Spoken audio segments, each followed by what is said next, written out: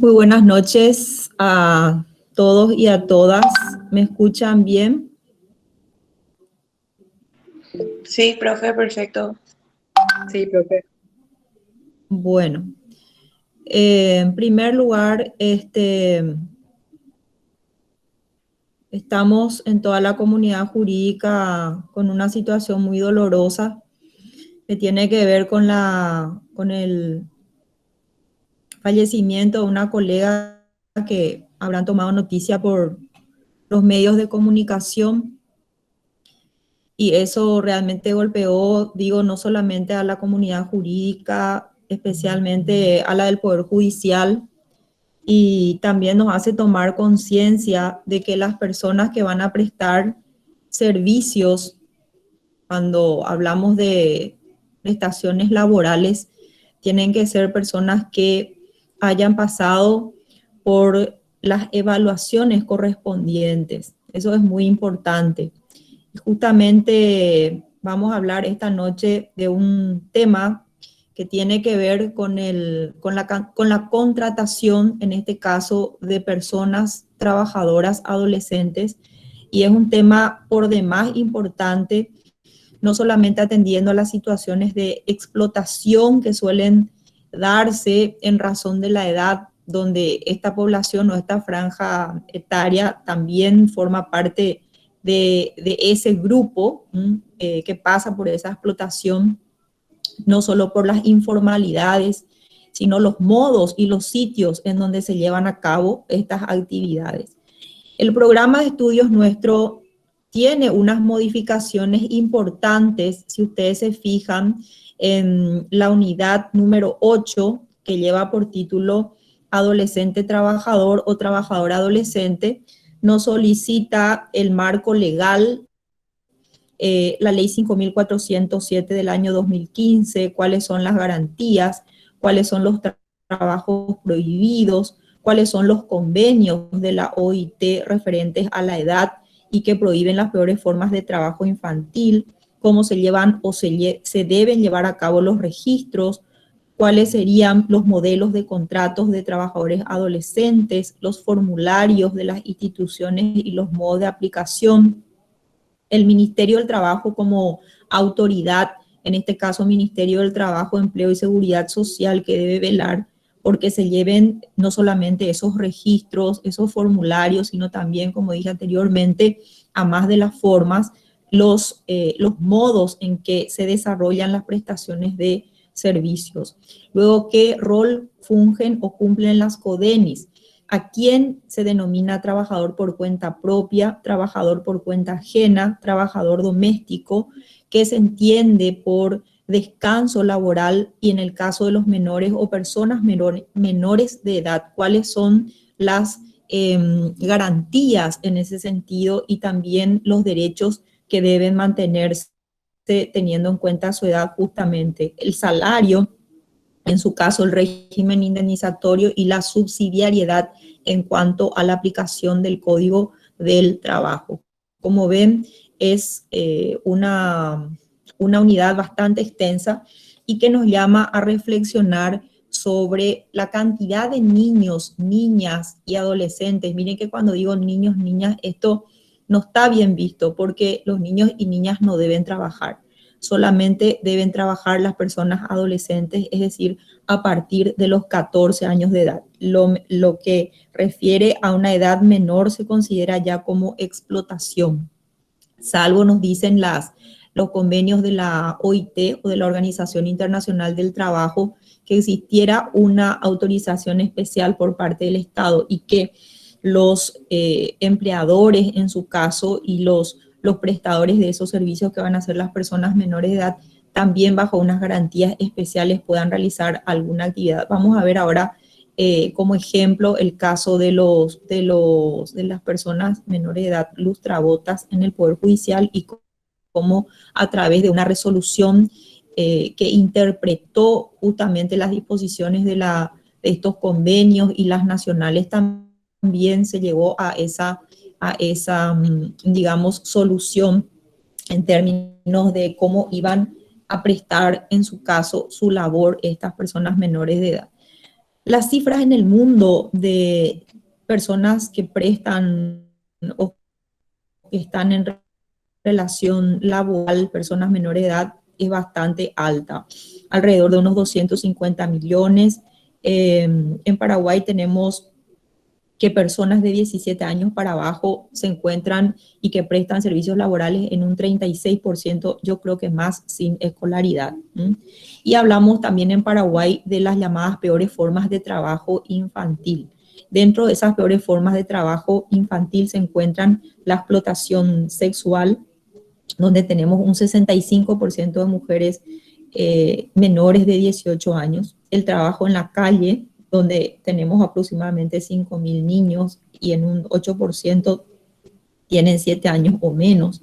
También quienes realizan las recolecciones de basura, por ejemplo, para ser llevadas a Cateura, que son personas menores de edad, encontramos unos 220 o 220 niños, niñas, personas menores de edad. El mal llamado criadazgo social, que eso fue sacado esa nomenclatura de un decreto, el decreto 5419, que contemplaba ese modo específico y no corresponde hablar de criadazgo, es un término que implica explotación. También los trabajos en las galerías, donde generalmente son varones, es decir, del sexo masculino los que prestan esas labores. Son como 320 adolescentes, en las olerías unos 2.200 adolescentes, en los aserraderos donde no se tiene un número determinado. Es decir, si vamos a ponernos a evaluar cuáles son los sitios donde se prestan esas labores y de qué manera, hay bastante, como me decía una persona, no hace una hora estábamos conversando por teléfono, un colega, la informalidad en el empleo. Ese es todo un tema. Justamente se refiere a que las personas muchas veces prestan esas labores sin tener el cumplimiento de recaudos que son fundamentales para asegurar no solamente garantías en relación a su propia persona, que tratándose de personas menores de edad eso es vital, sino también asegurar a las demás personas que van a formar parte de la relación laboral. En el marco normativo nacional partimos desde luego de la Constitución Nacional de 1992 y la Convención también de Naciones Unidas de los Derechos del Niño y de la Niña por Ley 57/90, que trata también en un apartado de los derechos laborales. Tenemos el convenio número 138 del año 73 de la OIT y el convenio 182 del año 1999 también de la OIT. Igualmente el Código de la Niñez y la Adolescencia, que es la ley 1680 del año 2001, el Código del Trabajo, que es la ley 213 del año 1993, y un decreto que es el 4951 del año 2005, que reglamenta justamente la ley 1680 del año 2001, teniendo como base el convenio 182. Esas son las normas, cito las normas primeramente antes de entrar a ver algunas en particular que vamos a considerar y que les vamos a enviar también este PowerPoint que en donde se resume y preparamos en la cátedra las normas que rigen la materia. Así, por ejemplo, cuando yo decía la Constitución Nacional de 1992, en el artículo 90 vemos que se va a dar prioridad a los derechos de las personas menores de edad trabajadoras para asegurar, ¿qué cosa? Su normal desarrollo físico, intelectual y moral. Entonces, cuando hablamos de que van a realizar una prestación de servicio, esa prestación de servicio siempre debe tender a esto, a mirar ese desarrollo psicofísico de la persona y cómo va a ser el entorno en el que va a realizar su labor. En ese sentido, el artículo 54 de la Constitución Nacional tiene un peso importante porque allí esa famosa triada de la que yo les suelo hablar, donde dice la familia, la sociedad y el Estado como tres puntos neurálgicos que deben tener esa obligación de garantizar al niño, niña y adolescente su desarrollo armónico e integral, velar porque esa prestación del trabajo en todo caso se realice de un modo que implique realmente su normal desarrollo físico, intelectual y moral, así como también el pleno desarrollo de sus derechos, por ejemplo, que no se lo prive de estudiar, tampoco se lo prive de las horas de ocio, que son muy importantes en razón de su edad. Y siempre tendiendo, como dice el artículo 54, a protegerlo contra el abandono, la violencia, el abuso, el tráfico y la explotación. Aquí también un punto muy importante es el referente al tráfico. Por ejemplo, el tráfico de órganos, que en caso de niños y niñas es terrible porque se llevan estos cuerpos muchas veces, incluso pasando las fronteras de niños y niñas que a lo mejor están en situación de calle, entonces aprovechan para eh, utilizar su cuerpo, en este caso sus órganos, y se venden a un costo bastante elevado en el exterior. Luego está el tema de la explotación que les decía. Y la explotación tiene diversas aristas. Realmente la explotación está a la orden del día. Salimos a la calle y vemos lo que ocurre en los semáforos. ¿Es una forma de explotación por personas mayores? Claro que sí, porque se aprovechan de esa situación de vulnerabilidad en la que está esa persona menor de edad. Y esta norma constitucional sienta la responsabilidad en toda la sociedad cuando dice que cualquier persona puede exigir a la autoridad competente el cumplimiento de todas esas garantías y la sanción de las personas que infrinjan los derechos y garantías establecidos. Entonces, nuevamente les recuerdo el principio del interés superior del niño y de la niña, que como decimos tiene un carácter principal, un carácter prevaleciente, sobre todo en casos de conflictos de derechos. Y si digo conflictos de derechos, pueden tratarse de conflictos normativos, como también de conflictos que no sean normativos, sino fácticos. Bueno, brevemente me voy a detener acá para preguntarles si me están escuchando bien y me entienden. Sí, profe, sin problema. Sin problema. Bueno, Súper bien, profe. Todo bien. de repente si voy muy rápido me dicen, pero creo que, o si no, se me van a dormir también. Entonces estoy tratando de mantener un ritmo. Buenas noches, sí, doctora, se te escucha bien. Bueno, muchas gracias. Entonces vamos a seguir porque es interesante esta unidad.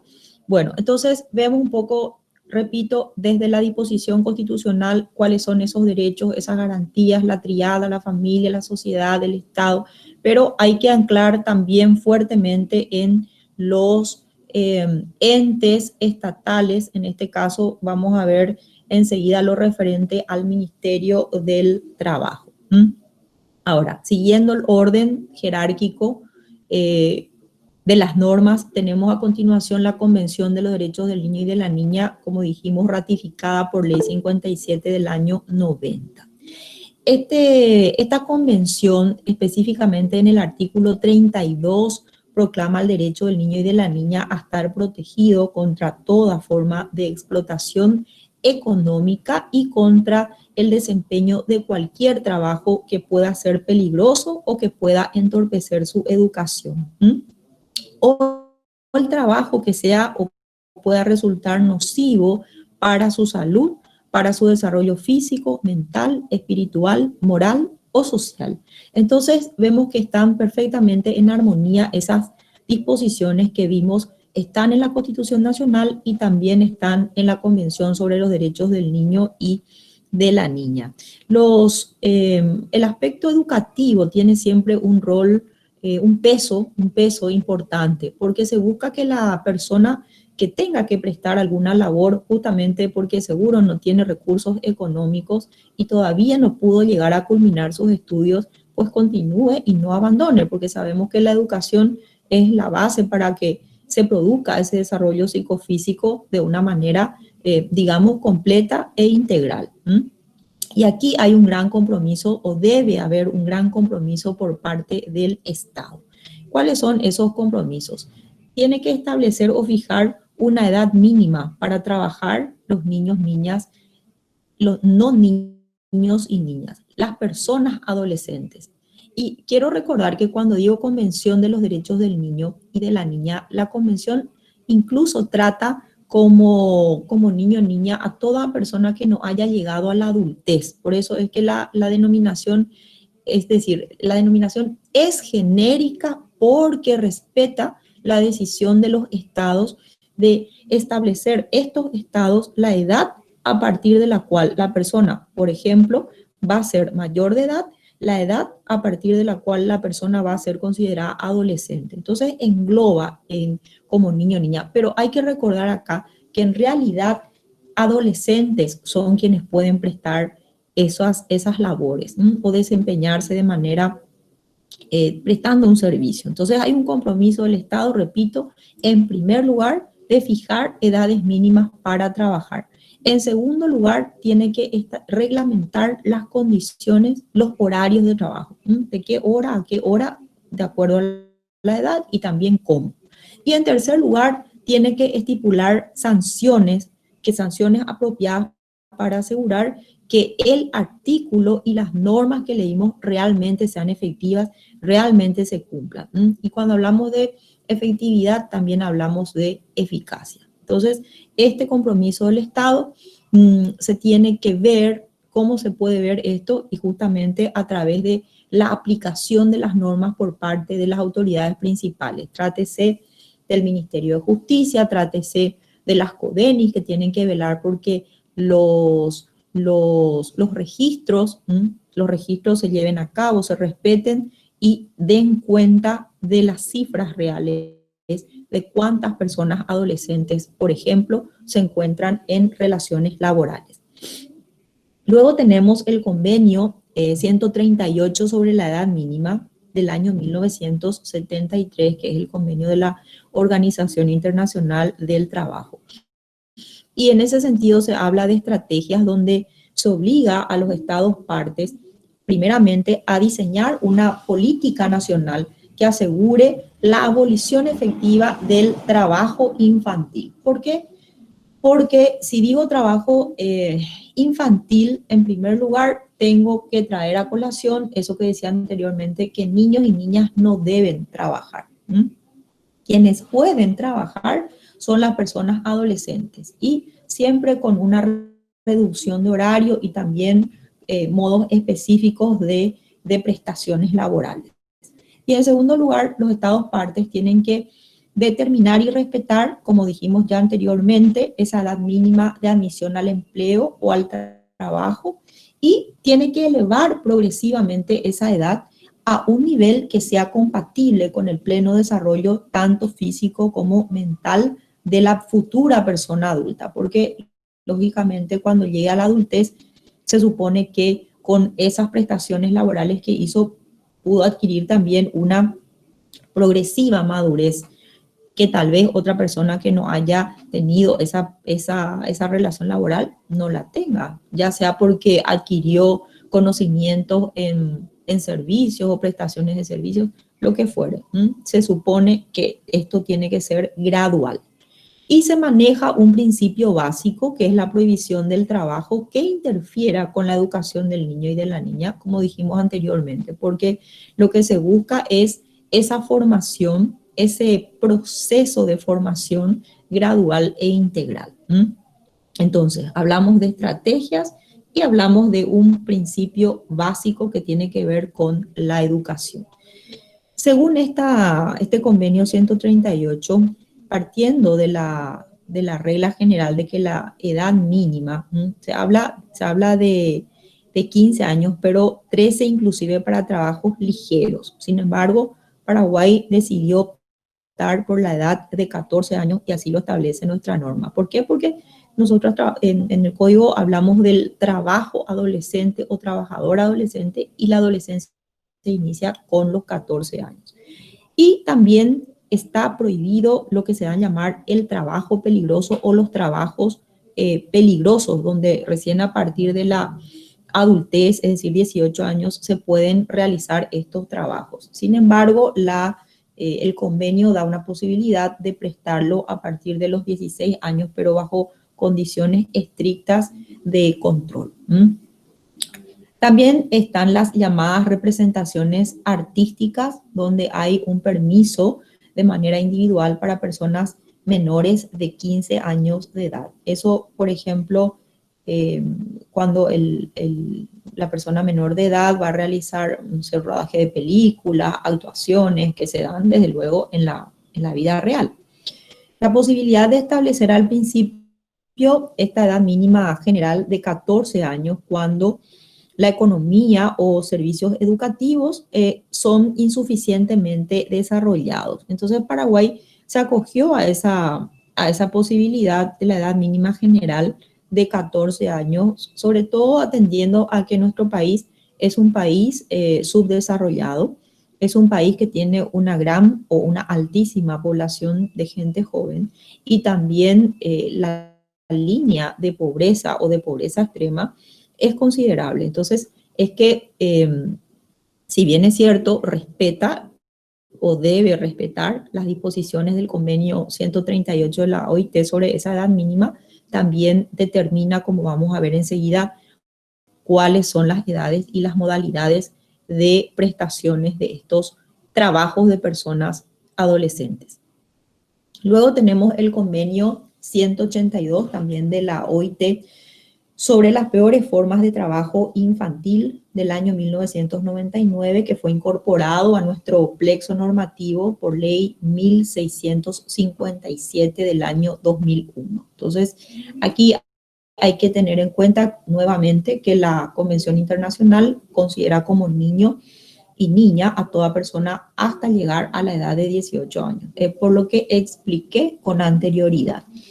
Este convenio requiere de los Estados partes la erradicación con carácter urgente y prioritario de las llamadas peores formas de trabajo infantil. ¿Y cuáles son las peores formas de trabajo infantil?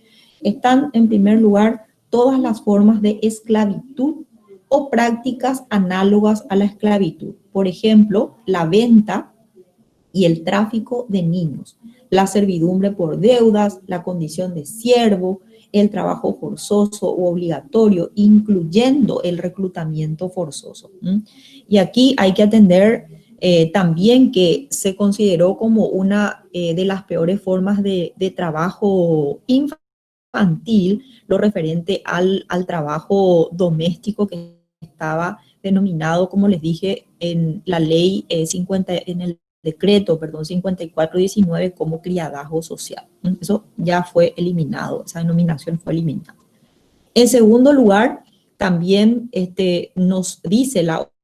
Hola, lastimosamente la profe tuvo un problema técnico con su internet, compañero, así que manda avisar de que vamos a continuar el día de mañana.